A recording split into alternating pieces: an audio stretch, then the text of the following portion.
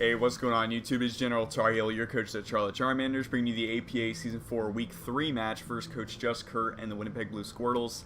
That is right, we have a rivalry this week between the Charmanders and the Squirtles, deciding which one is the best starter in Kanto, and of course it is Charmander, and no, Bulbasaur is not in any way in this competition because it is the worst. But, coming into Week 3, of course, if you didn't watch the Week 2 match, I'm giving you 3 seconds until I give the spoilers.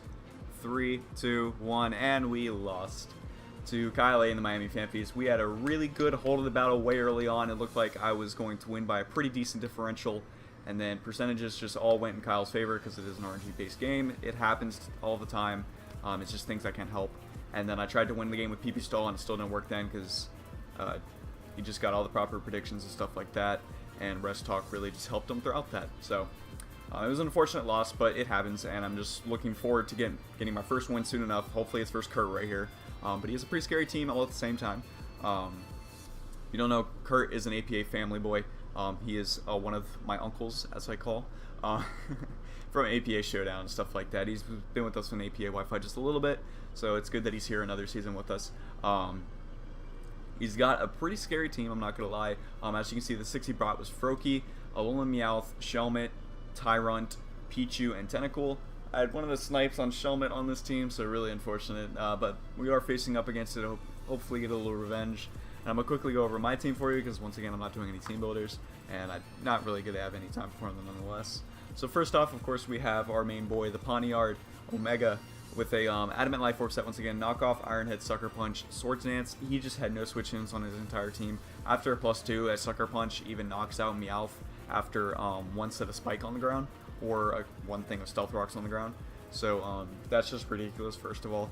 And I knew that Pawniard was just going to put in a lot of work this game, hopefully. And because I just wanted to do work almost every game, because it was my first overall pick, so I just really wanted to do what I have in mind for this entire season, because it is just going to be a wall breaker. So next up, I have a Choice Scarf Lickitung with Power Whip, Double Edge, Knockoff, and Earthquake. The reasoning behind this Lickitung is that Froakie is such an amazing Pokemon that I have no switch into it. With Protean, of course, Scald plus Low Kick knocks out any defensive Lickitung. So I was expecting that purely going... There goes my light. That scared the living shit out of me. Okay, we're sticking with Life Edit. Oh my god, this thing's hot. What the fuck? Alright. We're back in there. It's all good. So I was fully going into this battle expecting a Scald, Low Kick, Froakie just to take care of my Lickitung, and then I have no switch-ins after, because I can freely run, of course, like Dark Pulse in order to hit the Slowpoke and stuff like that. So I was really scared of Froakie going into this match, so I was like, you know what, I'm just going to have to cheese it with Lickitung. I'm going to fake it like I have Lickitung coming in on Scald, and then I'm just going to Power Whip it, and things going to be dead. It's going to be out of my way for the entire battle.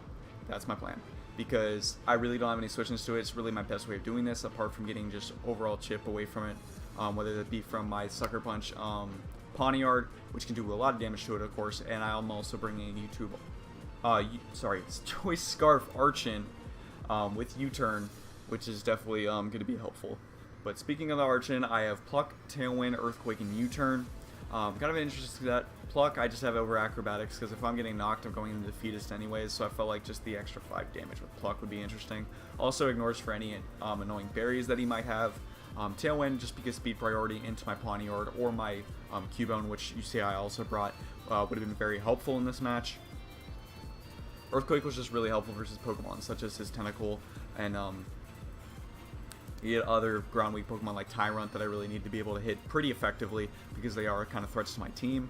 U-Turn, of course, for that momentum. Scarf Archon is just really solid, and I see myself bringing it a decent amount this season, just because it's just so helpful. Instead of getting a speed, because with an attack of 112, like a base 112 attack stat, you want to abuse that, and instead of like potential speed ties or just being a little bit faster than every other Pokemon, just putting a Scarf on it every single week is pretty reliable, to be honest, just so I can get off all the damage off I really need to. So, I mean, you might see that a little bit more often. Next up, I have a Slowpoke. This is more of a Spadef Slowpoke, kind of mixed defensive still at the same time, with Heavy Oled, of course, and Regen. I have Scald, Psychic, Icy Wind, and Slack Off. Once again, Slowpoke just here to be a bulky boy, really here to wall a Tentacool, because I do have an issue with that with my other Pokemon on my team.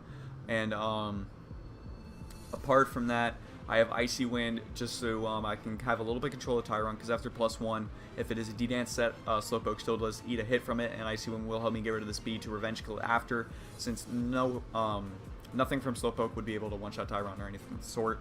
So I felt like Icy Wind would just be a good bring, because I wasn't really feeling T-Wave or anything like that for the rest on Slowpoke. So there's that. And of course, Scald and Psychic for stabs. And next up, I have my Skirpy, which I was actually kind of happy about bringing in the set, but I faced Kurt a little bit early for this match because we were both going on vacation, and then he told me, like, yeah, I need you to build and we need a battle soon. I was like, oh yeah, sure, no problem. And then of course after I build, he messaged me saying he's making transactions. I was like, cool. So I didn't change the team at all, but still kind of sucked. I had no time to change it, but I still had a decent matchup. He changed the team more so for Kelly, which he faced in week 2, and which is understandable because he picked up Tentacle, which is an ideal Clamperpull switch in. But I have the Skirpy. I brought Toxic Spikes because of course he didn't have the Tentacle at the time.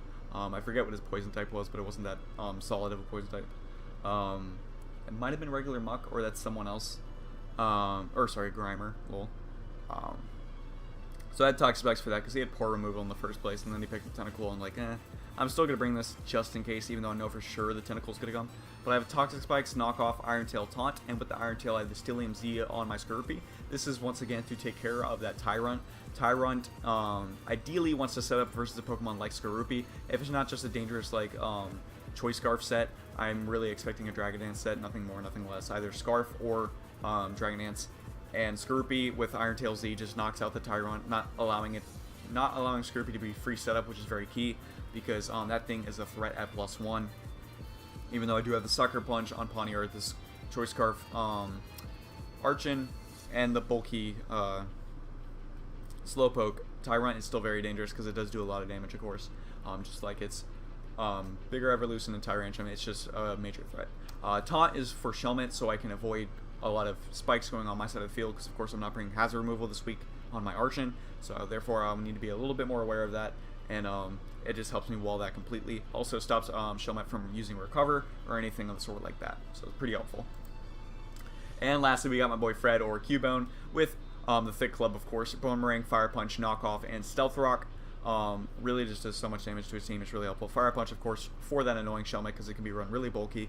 Knockoff, because Knockoff spam on my team is just so strong and I love it. Getting rid of all the Eviolites, all the potential Scarfs, Focus Ashes, whatever it might be, I can get rid of it. The Berry Juices also. And Stealth Rocks, because once again, he didn't have that solid of removal before Tentacle, so I had Stealth Rocks on my Cubone just in case I could get that up. But unfortunately, of course, he did picked up Tentacle. So it made it a little bit harder, but I felt like if I can still have those hazards, because I didn't really need another move on Cubone anyways, that'd be helpful for the team nonetheless. So going into this match and seeing what he brought, I wasn't that surprised, to be completely honest. I knew Alolan and Meowth was going to be a little bit of an issue, but I didn't really have much I could do versus it necessarily in prep. So I just wanted to go along with it. He did bring Pichu, so it's a good thing I do have my Cubone to at least prevent constant Volt Switch, like we experienced in Week 1 versus Emvee. So that's a good thing right there. Apart from that, I'm seeing Pawniard just absolutely destroying his entire team. That is for sure. Scarf Archon is having a free day versus his team as well. He didn't bring Swablu, so I'm kind of free clicking Earthquake because Shelmet is really risky to bring in on an Archon, considering, of course, my 2 stabs hit it very effectively. So, going into that, I really just want to go lead off with Cubone. I might be able to get up Stealth Rock, so I was also seeing a potential Pichu lead versus, you know, just any other Pokemon. Like, an easy Archon lead or something of the sort. But he does decide to lead with his Froakie, as you can see from the start. So Froakie, once again, going into this match, I just needed to try and bait it with my Lickitung. That was my main way of getting rid of it. I do have other options, like I mentioned before, but Lickitung, I felt like with the Choice Scarf set would be pretty cool to have it go off if I can get that. So he will go right into his Gurmit, which is his Froakie. Interesting name right there. But I just said Fred out, wanted to switch right out. I'm going right in my Lickitung, like I said like 3 times so far. So now Tim the Tatman versus the Froakie, and he decides to go for a Toxic, so I'm like, okay. He's not bringing the set that I expected in Scald Low Kick. This is, I guess, a little bit, honestly, it's a little bit harder, because when I get too much in the mindset, it's really hard for me to change, like, okay, what do I need to do versus team now, because it's not what I expected. Because, like, right here, I'm going for Knockoff, and I'm like, okay, there's nothing he can do versus me, so he's probably switching out with Froakie. And then he goes for the Taunt. He brought a Toxic Taunt set versus my Lickitung. which I'm kind of confused about because one, Oblivious, of course, Lickitung will always run just to make sure it can get its Wish Protects off. And then two, it does have a solid chance of bringing Hail Bell. So I'm just surprised he tried to bring a set like that to kind of stall on my fat, instead of just bringing all the nice coverage moves that Froakie has available to itself along with Purdian to be able to knock out my Pokemon. So I feel like this Froakie's not a threat at all anymore, and I can easily switch in and out on it pretty easily. So right here, I'm making the double versus the Froakie, expecting like a potential Dark Pulse to come out, or just another switch, and Pawniard can deal with a lot of Pokemon that just want to switch in anyways.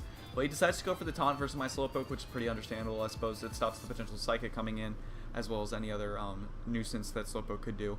I go for the Sucker Punch here. I clicked it so fast, and then as soon as I clicked it, I cursed and I punched my couch because I forgot it was Dark type after that taunt.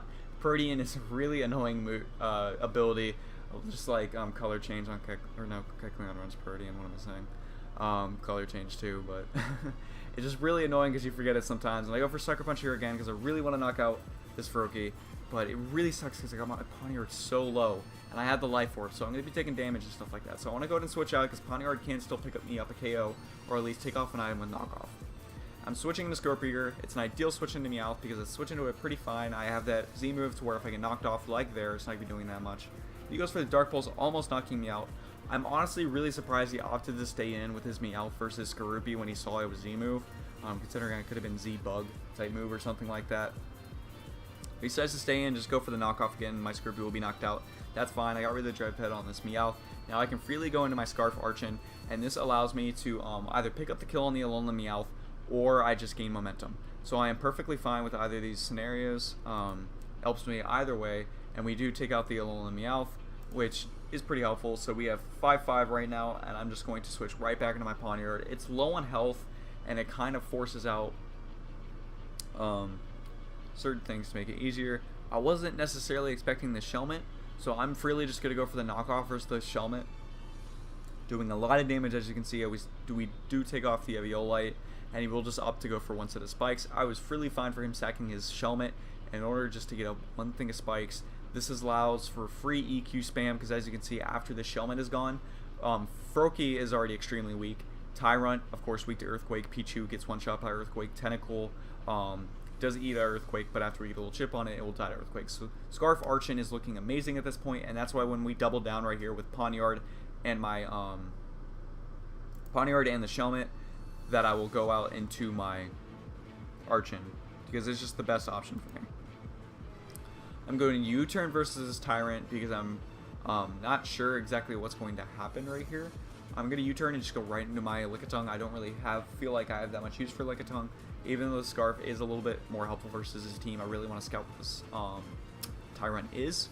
My Lickitung, of course, would outspeed after a +1 Tyrant, or it's a speed tie, I forget nonetheless, but he does go for an outrage, showing that he's potentially Scarf. So this easily allows me to just go into my Archon once again, because there is a chance I wasn't going to be able to knock out the Tyrant with the Earthquake, so I wanted to make sure I could get that little chip off. We just sack our Lickitung, which is perfectly fine. Unfortunately, I wish Lickitung kind of got like one shot because of that poison and stuff like that, because of course he was able to switch out the Tyrant here, and then he's just going to be able to use it again, which is pretty unfortunate. But I'm just going to click Earthquake nonetheless with Archon right here and pick up a kill, and that would be against the Froakie that he is deciding to sack right here, which is a little bit easier for us now.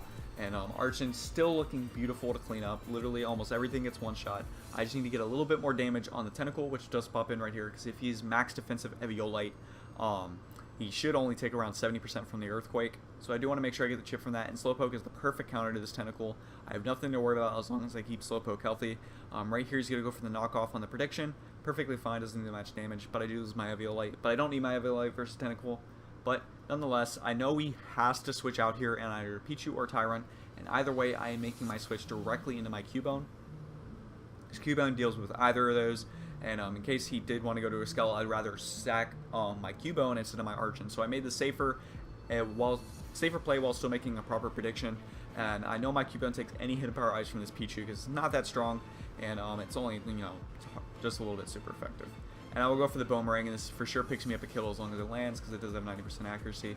Because I do avoid any focus sashes with Boomerang being able to hit twice, which is very helpful in Little Cup Spy. Runs it over Earthquake. And he will go right into his Tyrant right here. just in case, I'm going to click Bone Meringue because I really don't want to switch out Cubone any otherwise and take any more damage than I need to. So drop Cubone, and then of course his Pichu dropped as well. So right now, Arshin just needs to click Earthquake on Tyrant, knock it out, click Earthquake on Tentacle, get off the damage, and Slowpoke just cleans up versus the Tentacle. So luckily I played this game really safe, and Arshin put in the finest of work, doing so much to his team. Let's see, it killed Tyrant, it killed Froakie, it killed Alolan Meowth, and to pick up another kill. It got one more. What was this other Pokemon? I'm kind of zoning out right here. Whatever, I'll see it near the end. I think it picked up 4, because I know Slowpoke picks up the kill versus Tentacle, and then Pawniard picked up the kill versus Shelmet. So, well no, Cubone got the kill versus Pichu. So yeah, Arshin gets 3 kills, but still very solid. Also, you see all that damage from the Earthquake, and then I get into Defeatist and Burn, and that does nothing though. Kurt told me that it did 4 HP. So, that's a really weak Arshin right there at that point. So Arshin does get knocked out. But like I mentioned, Slowpoke is just going to be able to clean up with Psychic versus his Tentacle. We will one-shot it, and we don't have to worry about it anyways. And if for some reason he had Fairy Juice instead of Eviolite 1, I would have killed him with Earthquake. But if that were to be the case, or if he was a Rest Tentacle, my Slowpoke still be the 1v1 with Psychic plus Lack Off.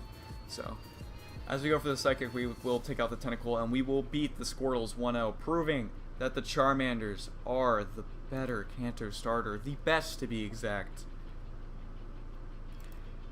And that is going to do it for the Week 3 match versus JustKurt and the Winnipeg Blue Squirtles. I hope you enjoyed. It was a pretty close match, not gonna lie, coming down to a oh wait, the battle started again. Omega lol. But pretty close match, not gonna lie. Came down to just a 1-0. Arshin put in the finest of work. That's what I'm saying. It's going to be so reliable with this season, just with the Choice Scarf being able to do all that damage that it did, being a proper check to the Tyrant, of course, or Revenge Killer, if you will, and being able to get the U-turn on the Alolan Meowth. That was a real threat versus my team because of its speed and nice attack stat. Arshin just put in so much work. I was really happy with Arshin this game. I wish Pawniard would have done a little bit more, but that because my mistake on the Protean with Froakie being Dark type at that point, that was all on me. Probably would have helped out my team a little bit more if I didn't make that play, but it's fine. So that is going to be it for me this week, guys. Make sure to look forward to APA Week 5 next week, or sorry, Week 4, as we take on Elite Four Dan and the Chelsea Shelders. That's going to be an interesting one for sure, fellow commissioner and everything like that. Looking forward to it, but that'll be it from me this week. Make sure to sub, like, share, deuces.